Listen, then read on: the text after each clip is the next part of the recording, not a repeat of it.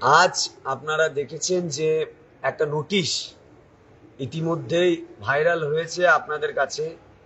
সেই notice Bidhannagar commissionerate থেকে আমাদের কাছে দেওয়া হয়েছে।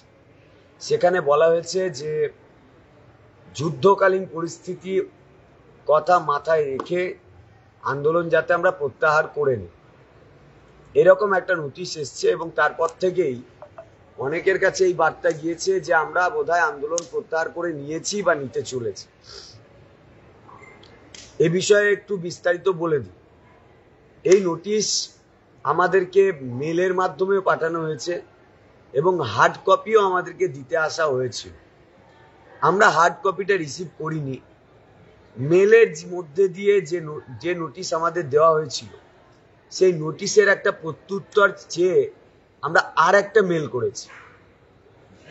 মেলটা কি করেছি না, সেখানে আমরা জানতে চেয়েছি যে আপৎকালীন পরিস্থিতির কথা মাথায় রেখে কেন্দ্রীয় স্বরাষ্ট্র দপ্তর থেকে এইরকম কোনো নোটিশ দেওয়া হয়েছে কিনা যেখানে বলা হয়েছে কোনো শান্তিপূর্ণ সহাবস্থান এই যুদ্ধকালীন পরিস্থিতিতে করা যাবে না।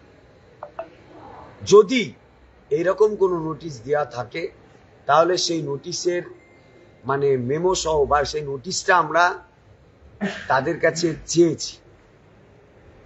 এবং পাশাপাশি আমরা এটাও জানতে চেয়েছি, শান্তিপূর্ণ সহাবস্থান করা বা অবস্থান চালানো এটা তো আমার সাংবিধানিক অধিকার। তো এইরকম যুদ্ধকালীন পরিস্থিতি অনুযায়ী সেটা কি পরিবর্তন হয়েছে বা সেটা কি এই মুহূর্তে আমাদের দেওয়া যাচ্ছে না, এই সম্পর্কিত কোনো বিজ্ঞপ্তি কি জারি হয়েছে? এই দুটো কথা জানতে চেয়ে আমরা পুনরায় মেল করেছি কমিশনারকে।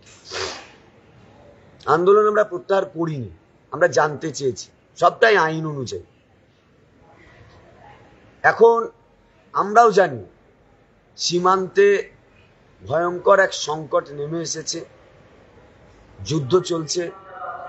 নাগরিক হিসাবে এই আপৎকালীন পরিস্থিতিতে সমঝোতা করার দায় আমাদেরও আছে। আমরাও জানি নাগরিক হিসাবে যুদ্ধের ক্ষেত্রে যে কোনো রকমের কোঅপারেট, যে কোনো রকমের সহযোগিতা আমাদের তরফ থেকে থাকবে এবং আমরা নিশ্চয়ই তার অন্তরায় হয়ে উঠব না। সেই জন্যই আমরা লং মার্চের মতো প্রোগ্রামগুলোকে ক্যান্সেল করেছি, যুদ্ধের কথা মাথায় রেখেই। তো তারপরে একটা ঘুপচি একটা জায়গা, সেই ঘুপচি জায়গায় এসে আমরা আমাদের অবস্থান চালাচ্ছি। এখানে যুদ্ধের সঙ্গে কোনো সম্পর্ক নেই, তো আমরা এটা চালাচ্ছি। তো স্বাভাবিকভাবেই সেই পরিস্থিতি যদি আসে এবং যদি আমাদের সমঝোতা করার প্রয়োজন হয়, আমরা তো শিক্ষক, আমরাই সবার আগে বইয়ের পাতা খুলে প্রথম পর্বে সংবিধানের প্রস্তাবনা অংশটাকে পাঠ করাই ছাত্রদের। ফলে সংবিধান প্রতি, আইনের প্রতি এবং দেশের প্রতি ভালোবাসা আমাদের চূড়ান্ত রকমের আছে। আমরা পাঠ্যক্রমের মধ্যে দিয়ে দেশপ্রেম আমরাই ছাত্রছাত্রীদের মনে প্রথম বপন করি। তাই যুদ্ধের পরিস্থিতি যদি এরকম হয় আর আমাদের থেকে সহযোগিতা পাবে না, আমাদের কাছে আমাদের চাকরিটাই বড় হবে, এমন নিশ্চয়ই নয়। কিন্তু যদি যুদ্ধের কথা দিয়ে একটা অজুহাত দেখিয়ে আমাকে আমার এই সংকটময় পরিস্থিতি থেকে উঠিয়ে দেওয়ার চেষ্টা হয়, তাহলে সেটারও প্রতিরোধ আমাদের করতে হবে। তাই আমরা তাদের কাছে, তারা আমাদের লিগালি জানতে নোটিশ পাঠিয়েছে, আমরা তাদেরকে লিগালি জানতে চেয়েছি। তাই এই মুহূর্তে আমাদের কাছে আন্দোলন প্রত্যাহার করার কোনো জায়গা নেই। আমরা এই মুহূর্তে আন্দোলন প্রত্যাহার করিও নি। আমরা এই মুহূর্তে আমাদের সরকারের সঙ্গে বারবার সংযোগ স্থাপন করতে চেয়েছি। তাদের তরফ থেকেও তো আমরা কোনো কোঅপারেট পাইনি, সহযোগিতা পাইনি। আমরাও তো জানতে চাই, রিভিউ পিটিশন একটা আমাদের একদম বলা যায় ভেন্টিলেশনে আমরা আছি, যে কোনো সময় চিতায় উঠতে পারি। একটু ভালো ট্রিটমেন্ট হলে আমরা তো আবার নবজীবন লাভ করতে পারি। তাই আমাদেরও তো এখানে জীবন মরণের প্রশ্ন, তাই এটাও তো আমাদেরও জীবন যুদ্ধ। তাই সেই জায়গায় রিভিউ পিটিশন নিয়ে সরকারের পদক্ষেপটা কি বা কোন জায়গায় আছে সেটাও তো আমাদের জানা দরকার। তাই সেই জন্যই তো আমরা এখানে বসে আছি। এখন আকস্মিক নোটিশ দিয়ে পরীক্ষার প্রস্তুতি শুরু করে দেওয়া হচ্ছে কিনা ভিতরে ভিতরে, সেটাও তো আমাদের জানা দরকার। কারণ ইতিমধ্যে তো সরকার কথা রাখেনি।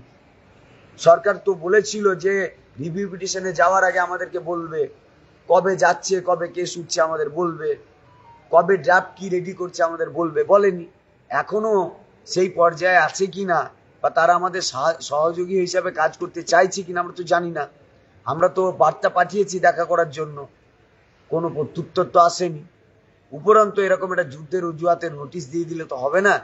তাই আপাতত আমরা আছি।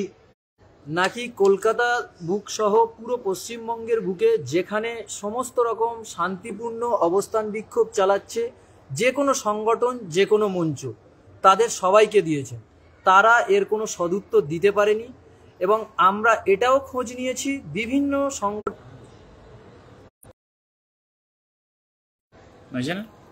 কোনো সংগঠনের আন্দোলনে এইরকম কোনো নোটিশ পাঠানোর আসেনি। এবং আমরা সেই সমস্ত সংগঠনের কাছ থেকেও জানলাম যে এরকম নোটিশ সেই সমস্ত সংগঠনের কাছেও ধরানো হয়নি। তাহলে এক প্রকার এটা পরিষ্কার যে আমাদের উপরে আমাদের এই আন্দোলনটাকে সরকার টার্গেট করছে। কারণ এই আন্দোলনের তীব্রতাটা এতটাই হয়েছে যে সরকারও পর্যন্ত এটা নিয়ে ভাবতে বাধ্য হচ্ছে।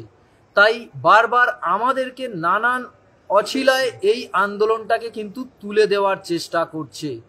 একটা জিনিস ভাবুন, এতদিন পর্যন্ত আমরা এই আন্দোলনটা করছি, সেই অপারেশন সিঁদুর শুরু হওয়ার দিন থেকে তখনও পর্যন্ত কিন্তু কোনো মিডিয়াতে এই আন্দোলনের কোনো রকম খবর প্রচার হয়নি। আজ যখন সংবাদ মাধ্যম কি খবর প্রকাশ করছে না আন্দোলন তুলে নেওয়ার, কিন্তু সেই সংবাদ মাধ্যমকে আমরা বারবার করে ডেকেছিলাম যে আপনারা এই আন্দোলনের প্রচারটা করুন, আমাদের যে আন্দোলনটা চলছে সেই আন্দোলনের খবরটা করুন। তারা তখন বলছিলেন যে স্যার এখন যুদ্ধের আবহ চলছে, যুদ্ধের খবরটা আমরা প্রচার করছি। সেই মিডিয়াগুলোকে আমরা প্রশ্ন করছি, যখন যুদ্ধের আবহ চলছে তাহলে এখন কেন আন্দোলন তুলে নেওয়ার খবরটাকে আপনারা হাইলাইট করছেন? তাহলে এটাও কিন্তু এক প্রকার আপনাদের বোঝার সময় এসেছে যে মিডিয়া বড় ফ্যাক্ট নয়, আপনাদের কিন্তু মাটি কামড়ে বসে থাকতে হবে, একদিন না একদিন খবর হতে বাধ্য। তাই আমরা বলছি আপনারা সবাই আসুন। এরকম কোনো রকম নোটিশ আর কোনো সংগঠনকে ধরানো হচ্ছে না, শুধুমাত্র এই যোগ্য শিক্ষক শিক্ষিকা অধিকার মঞ্চকে ধরানো হচ্ছে। কেন ধরানো হচ্ছে সেটা ভাবুন, বাকিটা অমিতদা আমাদের বলবে। মেহবুব আর রজত বলেছে যে আন্দোলন তুলে নেওয়ার জন্য একটা নোটিশ দিয়েছে। এই ধরনের নোটিশ ওরা প্রায়ই দিয়ে থাকে, এটা নিয়ে আমরা উদ্বিগ্ন নই বা আপনার এটা নিয়ে কিছু ভাবনা চিন্তাও করছি না। তো আমি সবার উদ্দেশ্যে বলবো, আজকে অনেকেই উপস্থিত আছেন, কিন্তু আমরা চাইছি সংখ্যাটা বাড়ুক। আপনারা বাড়ি থেকে বেরিয়ে আসুন, কেননা বাড়িতে বসে আন্দোলন হয় না। আর যারা বেশ কয়েকদিন ধরে থাকছে, আপনারা যদি আসেন তারা একদিন অন্তত বিশ্রাম পাবে। তো সেই জন্য বলছি আন্দোলনটাকে জারি রাখুন, কেননা এটা লড়াইটা শেষ পর্যায়ের দিকে যাচ্ছে। আর দেশের যে এখন জরুরি অবস্থা সেটার দিকে আমরা নজর রাখছি। এটা যেহেতু পশ্চিমবঙ্গের আমরা, তো মেন যে যুদ্ধের আবহাওয়াটা